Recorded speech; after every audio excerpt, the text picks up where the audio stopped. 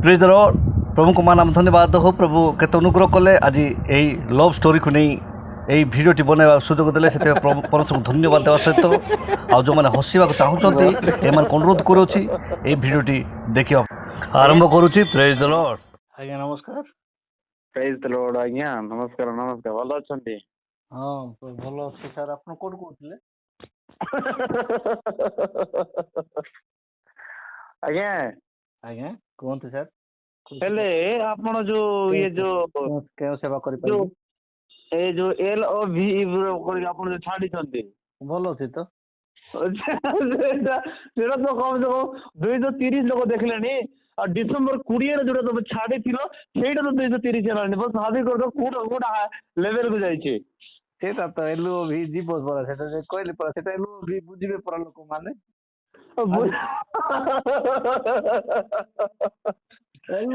LO भी बोली कहले कोन सेटा ମୁଁ ସେଇଟା କହୁନି କିନ୍ତୁ ଚିନ୍ତା କର ମାନେ ଆପଣ ଚିନ୍ତା କରନ୍ତୁ ଏ ବିଷୟ ଛାଡିଲା ପାଇଁ ଲୋକ ଏତେ ଜଲ୍ଦି କାହିଁ ଏତେ ଦେଖିଲେ ସେଟା କାହିଁ ଏତେ ଲେଟ୍ ହଉଛି ଦେଖବାଟା ହେଲେ ସେଇଟା ପରା ସେଇଟା ନିଜେ ଆପଣ କେଜି କାଣ୍ଟା କରି ତୁଳନା କରି ଦେଖ ତ ମୁଁ ଏଡିଟିଂ କରିବା ପାଇଁ ପଇସା ଦେଇକି ତାର ମୋବାଇଲ ରିଚାର୍ଜ କରିଦେବି ତାକୁ ସେଠି ଭଲରେ ପ୍ରଚାର କରିକି ସିଆଡେ ପଠେଇବି ଆଉ ତାପରେ ବେକ୍ କରିକି ଆସିଲେ ବି ସେ 23 ଜଣ 40 ଜଣ 25 ଜଣ ଦେଖୁଛନ୍ତି। ଇଆଡେ ଖାଲି ଅର୍ଚ୍ଚନା ନାୟକ ସେଟା ଟିକେ ଖଣ୍ଡେ କାଟିକି 7 ମିନିଟ୍ କହିଦେଇକି ଛାଡ଼ିଦେଲି 70,000 ଲୋକ ଦେଖିଲେ। କିଏ ତ ଲେଖିଲା ପାଷ୍ଟର କିଏ ଲେଖିଲା କଣ ଲେଖିଲା ଚାଲିଲା 70,000 ଲୋକ ଦେଖିଲେ ଯା କଣ କଣ କଣ କହିକି ଛାଡିଥିଲେ ସେଟା ଏଇ ତ ଅର୍ଚ୍ଚନା ନାୟକ ବୋଲି ଗୋଟେ ଅଛି ହେଲା ମାନେ ଅର୍ଚ୍ଚନା ନାୟକ ବିଷୟ ଗୋଟେ ଛାଡିଥିଲେ ହେଲା। ଦାମ ରାଉତ କହିଲା ଯେ ସେ ଅର୍ଚ୍ଚନା ନାୟକ ଆଦିବାସୀ ଝିଅଟା ଆଉ ସେ ମାନେ ବଲାଙ୍ଗୀର ଜିଲ୍ଲାରୁ ଆସିକି ଏଡେ ବଡ ଏଟେ ମାନେ ଛାଉଣି କରିକି ଅଛି ସେଥିପାଇଁ ବୋଲିକି ସେତିକି କହିଥିଲା ଦାମ ରାଉତ ହେଲା।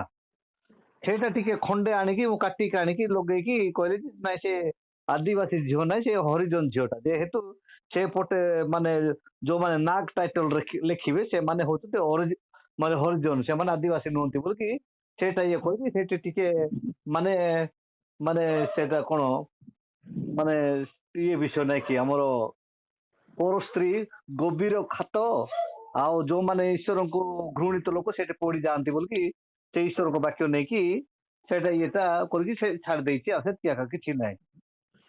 ନା ଆପଣଙ୍କର ଆଇଡିଆକୁ ମାନିବାକୁ ପଡୁଛି ଆପଣ ସାଙ୍ଗେ ସାଙ୍ଗେ ସେଟା ଆଇ ଲଭ୍ ୟୁ ପଠେଇ ନଥିଲି କାହାକୁ ଲିଙ୍କ୍ ଦେଖୁଛୁ କି ସେତିକି ଭଲ ଯାଇଛି। ଲଭ୍ ୟୁ ଗୋଟେ ଜାଣିପାରିନୁ ବୋଲି କହିଲେ କିନ୍ତୁ ବାହା ହେବି ବୋଲି କେମିତି କାଉଲେ ମୁଁ କିଛି ବୁଝିପାରୁନି।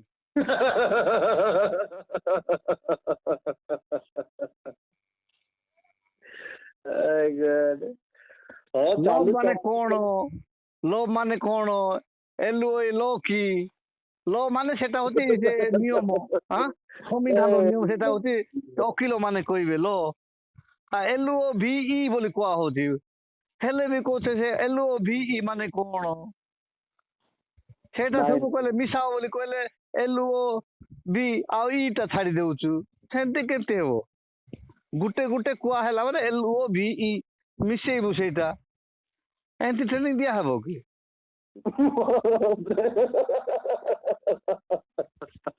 ଆପଣ କଣ ଏଇଟା ଏଇଟା ଗୋଟେ ଜିନିଷ ଦେଖନ୍ତୁ ଗୋଟେ ମୁଁ ବୁଝିପାରିଲି ନା ମାନେ କ୍ଲିୟରଲି ତ ଶୁଣି ପାରିଲି ନା ଆଉ ମୁଁ କହିପାରିବିନି ନା କଣ ସେ ନାଇଁ କାନ ଯଦି ସଫା ନାହିଁ ବୋଲି କହିଲେ ସୋରିଷ ତେଲ ପକାଅ ବୋଲି କହୁଛନ୍ତି ଲୋକମାନେ କିନ୍ତୁ ମୁଁ ଯାହାର କାନ ସଫା ନାହିଁ ବୋଲି କିରୋସିନ ପକାଅ ବୋଲି କହୁଛି ସହଜରେ କିରୋସିନରେ ପୁରା ଭିତରକୁ ସିଧା ଚାଲିଯିବ।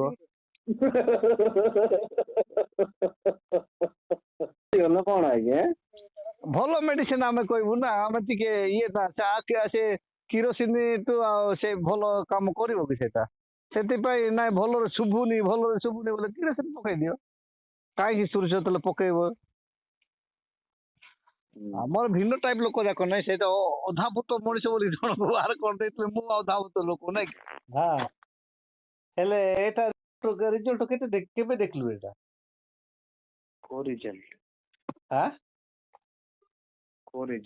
ଏଇଟା ଯୋଉଟା ପରୀକ୍ଷା ଦେଇଥିଲେ LOV ର 274 କେତେ 74 74 ଜଣ ଦେଖିଛନ୍ତି ସେଇଟା କେବେ ଦେଖିଲୁ କହୁଛି ଏଟା ଆଗରୁ ଦେଖିଲେ ମୁଁ ଦେଖିନଥିଲି।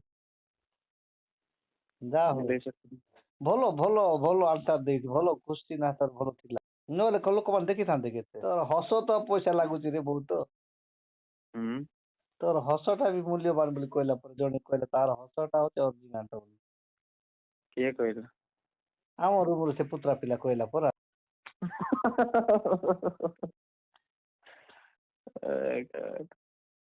ହସିବା ମାନେ ଭଲ, ମାନେ କ୍ୱାଲିଟି ହସ ସେଟା। ଦୁଃଖ ଥିଲେ ବି ସେଟା କ୍ୱାଲିଟି ହସ ଆସୁଛି ଏକା ନାଇଁ ବାବୁ।